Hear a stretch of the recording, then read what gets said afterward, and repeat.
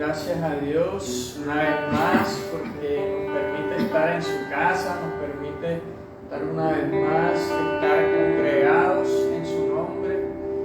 Y bueno, vamos a orar, vamos a entregarle este tiempo en manos de Dios, que sea en medio de nosotros, que sea su presencia, su espíritu, acompañándonos en esta reunión, en esta transmisión.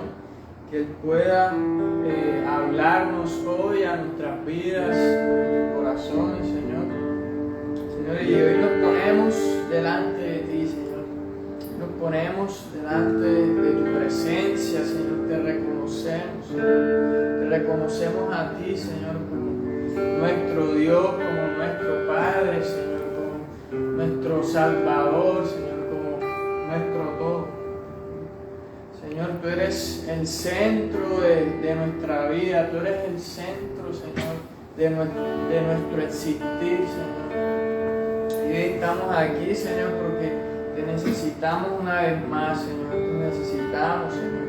Necesitamos tu presencia en nuestro ser, en nuestra vida, en nuestra familia, Señor, en todo lo que hacemos, Señor. Queremos que tú invadas, Señor, nuestra vida por completo, Señor. Te entregamos todo aquello, Señor, que nos aparta de tu presencia, Señor. Te entregamos todo aquello, Señor, que nos aparta de tu voluntad, Señor. Y hoy estamos aquí una vez más, Señor, y te entregamos todo a ti, Señor. Queremos que tu luz, Señor, invada nuestra vida, Señor. Queremos que tu luz traiga orden, Señor, a todo nuestro ser, Señor. Hoy estamos aquí, Señor, porque queremos estar contigo, Señor. Queremos estar más cerca, Señor. Queremos que esa llama de amor, Señor, por ti, por tu presencia, Señor, se encienda cada vez más, Señor. Se encienda, Señor, y podamos estar ahí, Señor, atentos, Señor, a escucharte, Señor, lo que tú quieres hablar a nuestros corazones, Señor, lo que tú quieres hablar a nuestro espíritu, Señor, y poder entender, Señor, lo que tú quieres hacer en este tiempo, Señor. Permítenos estar enfocados, Señor, en ti, Cristo, Señor, que tú eres nuestra meta, Señor, tú eres donde nosotros queremos llegar, Señor. Nos rendimos una vez más, soltamos toda preocupación, Señor, soltamos todo peso que nos aleja de ti, Señor. Soltamos, Señor, toda angustia, Señor, y la ponemos a tus pies, Señor. La ponemos a tus pies, Señor, y reconocemos, Señor, que sin ti no somos nada, Señor, que sin ti, Señor, la vida no tiene sentido, Señor. Señor, y hoy queremos alabarte, Señor, queremos bendecirte, Señor, decirte que tú eres grande, Señor, que tú eres fuerte, Señor, que tú eres poderoso, Señor. Te exaltamos, Señor, te exaltamos, Dios. Cuán grande eres tú, cuán grande eres.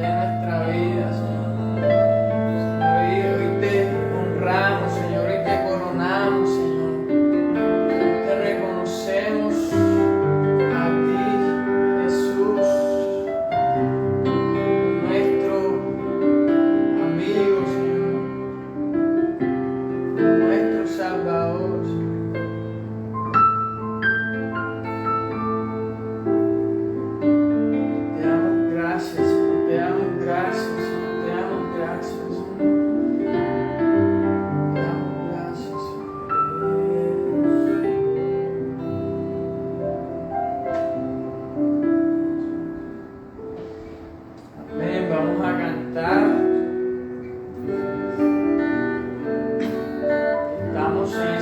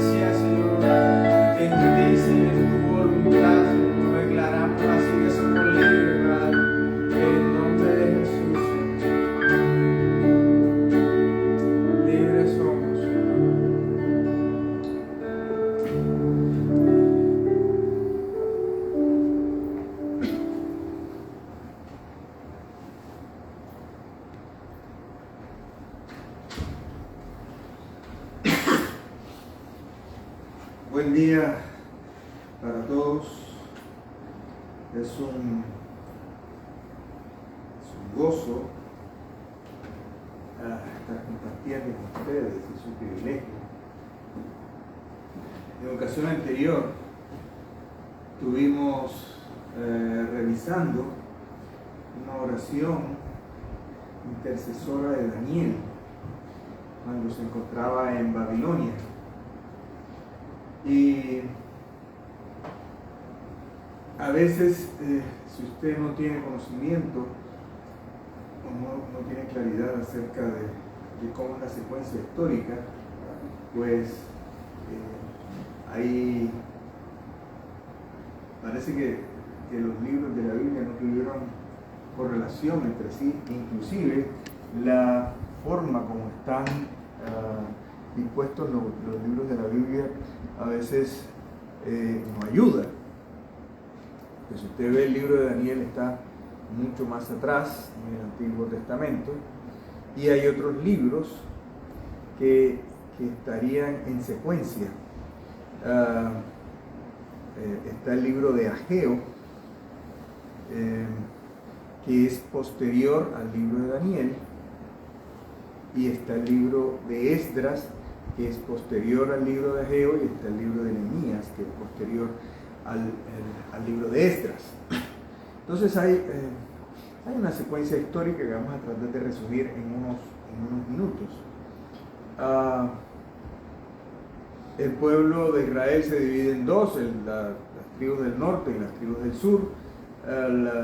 Las tribus del norte, las 10 tribus del norte, son llevadas a la cautividad por Asiria y prácticamente desaparecen, y queda el reino del sur de Judá y Benjamín, que también caen en pecado y son llevados a la cautividad en Babilonia.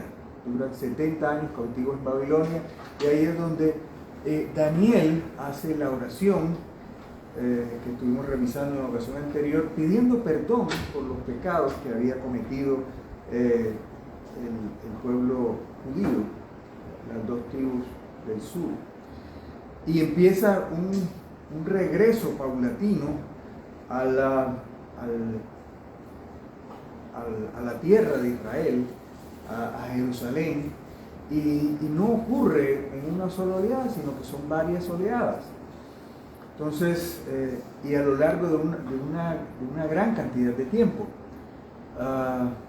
empiezan a regresar algunos, después regresa Ageo y se reconstruye el templo, pero la ciudad queda destruida durante una buena cantidad de tiempo. Es posible que hayan pasado 70 años en que después de la reconstrucción del templo, que fue animada por Ageo, entonces usted puede leer el libro de Ageo, después en su tiempo devocional leer el libro de Esdras y después leer el libro de Nehemías, y ve una secuencia. Entonces después llega Esdras a organizar las cosas. Existía un templo, pero no había una disposición de culto en el templo correctamente. Habían pasado casi 60 años de la reconstrucción del templo. Entonces llega Ageo, construye el templo, después pasan 50, 60 años, llega Esdras, recompone la situación, y llega la época de Nehemías. Nehemías era un altísimo funcionario en la corte de Persia, era el copero del rey. Para alguien llegar a ser copero tenía que tener mucha confianza con el rey. En este caso era un emperador persa, porque había intrigas y había componendas y había conspiraciones palaciegas, y una de las cosas que más frecuentemente pasaba era que el rey fuera tratado de ser envenenado. Entonces tenía alguien de confianza, en este caso el copero, que muchas veces él probaba la comida del rey o del emperador antes de que comiera el rey, porque si iba a ser envenenado, pues iba a ser envenenado primero una persona de confianza. De ahí la tremenda confianza que tenían los coperos. Y Nehemías, del cual vamos a estar hablando hoy, era el copero del rey. Entonces, él tenía un altísimo cargo. Imagínense, si comía la comida del rey, no tenía problemas para pensar en el desayuno, tenía que estar cerca. Viene el desayuno para el rey, aquí está Nehemías, prueba, vamos a ver si no te mueres o si. Entonces el tipo vivía al lado del rey, comía lo que comía el rey, tenía una vida tranquila, tenía una vida relajada. Vamos a revisar el capítulo 1 de Nehemías. Dice, palabras de Nehemías ben Acalías, aconteció en el mes de Kislev, en el año 20, que estando yo en Susa, la ciudadela, llegó Anani, uno de mis hermanos, con algunos hombres desde Judá, y les pregunté acerca de los judíos evadidos, sobrevivientes del cautiverio, y acerca de Jerusalén. Y me dijeron, los del remanente que quedan en la cautividad allí en la provincia están en gran desventura y humillación, y el muro de Jerusalén está lleno de brechas, y sus puertas han sido devastadas por el fuego. En esa época, una ciudad que no tenía muro, una ciudad que no tenía puertas, pues es una ciudad, como diríamos hoy en día, que no tuviera agua o que no tuviera luz. Y si no tiene luz, pues muy difícilmente tiene internet. Entonces no sería una buena ciudad, sería una ciudad terrible. Pero entonces vea usted el contraste. Vea usted el contraste. Estaba alguien que vivía en un palacio real con todas las comodidades, sin ninguna clase de problemas. Tenía su vida asegurada porque esos puestos eran vitalicios. Y su gente, la que vivía en Jerusalén, estaba mal. No tenían muro, no tenían puertas, estaban en humillación, estaban en una situación terrible. ¿Cuál podría haber sido la reacción de Nehemías? Él estaba tranquilo, él estaba bien, él era una persona que servía al Señor, que no estaba en pecado. Entonces él ha podido tomar la postura de, bueno, es triste lo que está pasando con mis hermanos en Jerusalén, pero vamos a dejar esa cosa así. No hay ninguna clase de problemas. ¿Cuál fue la actitud entonces de Nehemías? Versículo 4. Cuando oí estas palabras, me senté, lloré e hice duelo por algunos días, ayuné y oré ante el Elohim de los cielos. Eso le afectó mucho. Se deprimió, pero él oró y ayunó ante el Señor.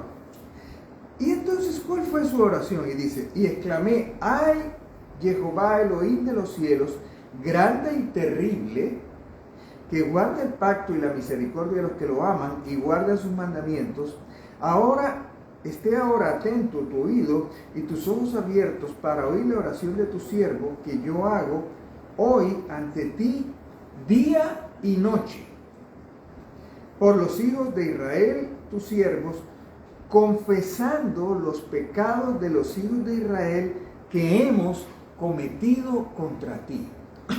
Aquí hay una secuencia. Usted lo puede revisar en Daniel capítulo 9. Daniel hace una confesión de los pecados, no solamente de él, sino de toda la nación. Si usted ve el libro de Esdras, también se hace una confesión de los pecados de él y de toda la nación.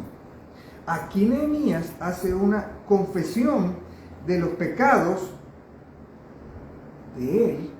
Muy posiblemente él directamente no había cometido pecados, pero él se da cuenta que la situación del país se debe a los pecados cometidos por toda la nación.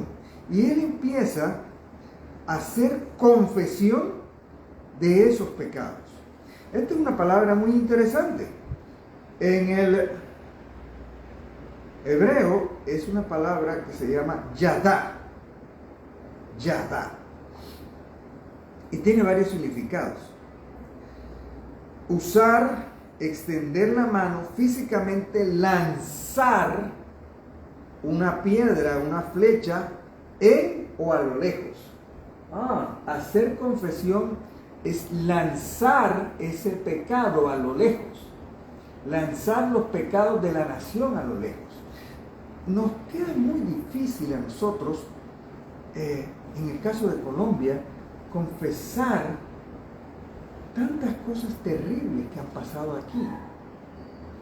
De pronto confesamos nuestros pecados: Señor, yo he tenido esta vida así o asado, pero es difícil que una persona aquí en Colombia o en otro país de Latinoamérica diga: Señor, confesamos las masacres que se han cometido en esta nación, confesamos la corrupción que se ha cometido en esta nación, confesamos el narcotráfico, confesamos tantas cosas.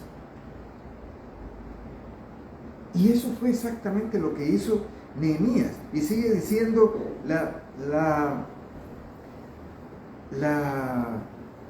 el significado. Dice: lanzar a lo lejos, pero específicamente reverenciar o adorar. Cuando usted está confesando los pecados, también está adorando. Dice: aclamar, alabanza, alabar, cantar, celebrar, confesar, confesión, dar, declarar, derribar, exaltar, glorificar. Cuando se hace confesión de los pecados de un barrio, de una ciudad, de un departamento, de un estado, de una nación, usted también está alabando, usted también está adorando. Él estaba confesando los pecados de toda la nación. Dice: los pecados que los hijos de Israel hemos cometido contra ti. Y sigue diciendo: sí, yo y la casa de mi padre hemos pecado. Nosotros a veces nos sentimos mejor que los que están a nuestro alrededor, y los pecados y las cosas terribles que han pasado en nuestra nación y en naciones como Colombia, que tenemos un historial tan grande de corrupción, de contrabando, de tráfico ilícito, de derramamiento de sangre, de guerras.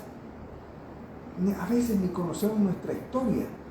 Pero cosas terribles que están pasando hoy necesitan ser confesadas por personas como Nehemías.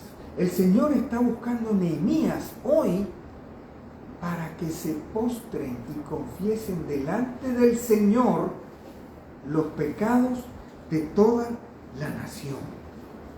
Y me llama la atención lo que dice el versículo 7. Nos hemos corrompido en extremo contra ti. Nos hemos corrompido en extremo contra ti. Colombiano que se respete se queja de la corrupción. Pero ¿cuántos de nosotros como cristianos levantamos esta oración que levantó Nehemías? Nos hemos corrompido en extremo contra ti. La corrupción no es un asunto de los políticos, la corrupción no es un asunto de los alcaldes, no es un asunto de los gobernadores, de los congresistas, del presidente. Es un asunto de gobierno que les compete a los Nehemías. Nehemías estaba en una posición de gobierno. Nehemías tenía su vida tranquila, tenía su vida asegurada, y él podía decir: bueno, qué lástima que la gente de Jerusalén esté pasando mal, pero su actitud fue: me postro y me humillo delante de Dios, y termino diciendo: nos hemos corrompido. Esta es una palabra de confesión que prácticamente solamente aparece en esta oración. Hay decenas de oraciones de David, oraciones de Esdras, oraciones de Daniel, pero que específicamente se mencionara la palabra corromperse solamente en esta oración. Y tiene que ver, ahora vamos a revisar los significados. A ver, la palabra es Jabal. Jabal empieza con KJ, no sé cómo se lee bien eso. Jabal. Y dice raíz primaria, anudar apretadamente como cuerda. Alguien que empieza a corromperse o que empieza a recibir un soborno o a dar un soborno, queda atado, queda amarrado a eso. Ah, pero es que ya tú recibiste. Ya me recibiste el soborno la vez pasada. Yo te puedo denunciar. Queda amarrado. A eso se está refiriendo.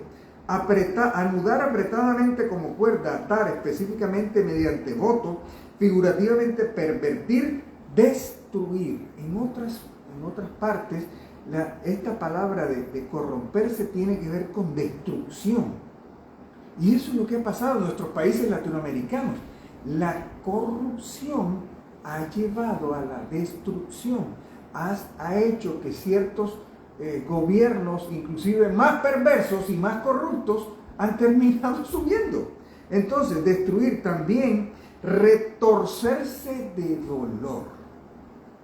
Mira, todo lo que implica ese. Atadura, corromperse en extremo, destruir, echar a perder, empeñar, enredar, perecer, prenda, preñarse, quitar, retener, tener dolor, tomar en prenda. Todas esas cosas tienen que ver con corrupción. Nosotros tenemos como colombianos una historia terrible.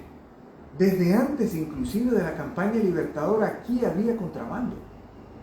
Había contrabando y conocido por las autoridades. No es un asunto, la corrupción no es un asunto de hace 10 años, de este presidente o de 5, 10 familias. No, desde antes de la campaña libertadora había corrupción. Pero, ¿qué es necesario delante del Señor para salir de esa situación tan terrible?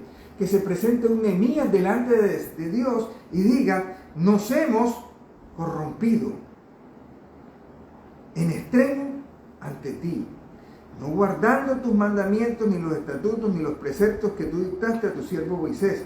Te ruego que te acuerdes de las palabras que tú ordenaste a tu siervo Moisés, diciendo: si vosotros prevaricáis, yo os dispersaré por los pueblos. Prevaricar es un término legal, yo no soy abogado, pero tiene que ver con dejar de cumplir la ley. Tiene que ver, un juez puede ir en contra de la ley y puede prevaricar. Él está confesando también prevaricación. En nuestros países latinoamericanos, ¿nuestros jueces prevarican? Pues yo creo que sí. Ese es uno de los grandes problemas que tienen los pueblos latinoamericanos, que los jueces no cumplen con la ley. Juzgan en contra de la ley. Aquí hay alguien, Nehemías, está confesando corrupción y prevaricación. Entonces, hemos prevaricado. Dice: si vosotros prevaricáis, yo os dispersaré entre los pueblos, pero si os volvéis a mí y observáis mis mandamientos y los cumplís, aunque vuestros exiliados estén en el extremo de los cielos, he aquí yo los recogeré y los conduciré de nuevo al lugar que yo escogí, para que allí tabernaculice mi nombre. Ahora revisamos eso. ¿Qué ha pasado con nuestras naciones? Nuestras naciones latinoamericanas han tenido una gran cantidad de desplazados. Colombia tuvo desplazados hacia otras naciones, hacia Venezuela, hacia los Estados Unidos, hacia España. Ahora Colombia está recibiendo desplazados de Venezuela. 2 millones de desplazados viviendo aquí, y en toda Latinoamérica hay venezolanos, porque ha sido culpa de la prevaricación, y la prevaricación produce desplazamiento. Pero hay alguien que en este momento está confesando corrupción, que nos hemos corrompido en el extremo. Él se había corrompido, no. Él era una persona correcta, él era un alto funcionario, él no tenía problemas en su vida personal, pero él estaba haciendo arrepentimiento identificativo por toda la nación. Estaba confesando corrupción y estaba confesando por prevaricación. ¿Para qué? Para que regresara la gente a su nación. ¿Cuántos de nuestros países latinoamericanos, centroamericanos están produciendo desplazamiento masivo por la corrupción, por la prevaricación. Es necesario que se levanten los Nehemías para confesar delante de Dios como juez la corrupción de toda la nación y la corrupción y la prevaricación de todas sus autoridades. Dice: ellos pues son tus siervos y tu pueblo, los cuales rescataste con tu fortaleza, con tu mano poderosa. Te ruego, oye Jehová, está ahora atento tu oído a la oración de tu siervo y a la oración de tus siervos, que se complacen en temer tu nombre, y da prosperidad, te lo ruego, a tu siervo hoy, concede la gracia delante de este hombre. Entonces era yo copero del rey.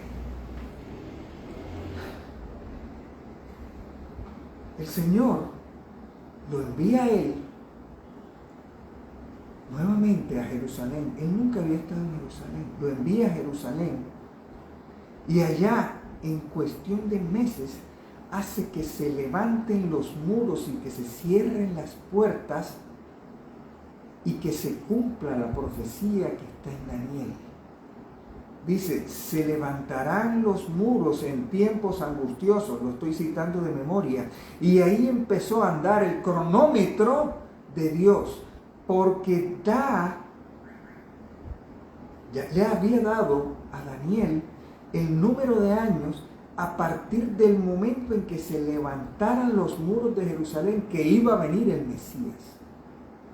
Esa es una gran bendición. La ciudad iba a ser nuevamente ciudad. Hay personas que en algún momento han estado en pecado. Yo tuve vida de hijo pródigo. Y el Señor arma un proceso para reconstruir la vida. La última parte de la vida que se reconstruye es la vida externa, la muralla. Lo primero que se reconstruye es la parte interna, lo espiritual, el corazón, el alma. Pero hay veces que queremos que se vea reconstruida nuestra vida externa, nuestra muralla, nuestras puertas, que es lo que se ve desde afuera, que es en las ciudades antiguas. ¿Qué se veía? La muralla. ¿Qué se veía? Las puertas. Era necesario que se reconstruyera la muralla y las puertas, era lo último. Y ahí empezaba a andar el cronómetro de Dios. Pero para que se reconstruyera nuestra vida externa, era necesario que apareciera un Nehemías que confesara la corrupción y confesara la prevaricación. Nuestras naciones necesitan ser reconstruidas. Hay gente ahora, hay políticos ahora que dicen que van a traer justicia, pero la única justicia que viene es la justicia de Dios. Y solamente puede venir justicia de Dios si hay Nehemías que se levantan a confesar la corrupción y la prevaricación. ¿Tenemos en nuestra vida algo de corrupción? ¿Tenemos en nuestra vida algo de prevaricación, de injusticia? Hay que echarla fuera. Así como dice, estamos confesando, hay que echarlo lejos. Hay cosas turbias en nuestra vida, hay que lanzarlos lejos. Eso es adoración también, son la misma palabra. Lanzar lejos, confesar o adorar. Yo puedo estar adorando y si tengo negocios turbios, tengo negocios enredados, no estoy adorando nada. Es necesario confesar. Confesar primero nuestras injusticias, nuestras corrupciones, nuestras prevaricaciones, y después el Señor nos llamará. Después el Señor nos enviará para confesar las injusticias, las prevaricaciones de nuestras ciudades. ¿Está criticando usted al alcalde? ¿Está criticando usted al senador? ¿Está criticando usted al presidente? Mejor confiese sus injusticias, mejor confiese delante del Señor sus prevaricaciones, mejor pida perdón en contra de todas esas cosas que está haciendo su alcalde corrupto, mejor confiese las cosas que está haciendo su senador corrupto, mejor confiese las cosas que está haciendo su presidente corrupto antes de estar burlándose, antes de estar quejándose, antes de estar criticándolo. El Señor está necesitando Nehemías para que se postren delante de Él para confesar las cosas terribles que están pasando en nuestras naciones. acompáñenme en oración. Primero, si hemos hablado mal de nuestros gobernantes, si los hemos criticado, si nos hemos burlado, pedir perdón delante del Señor.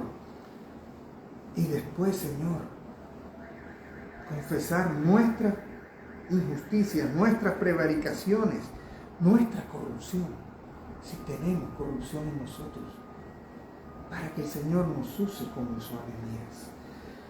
Padre Celestial, te pedimos perdón, oh Dios, si nos hemos burlado, Señor,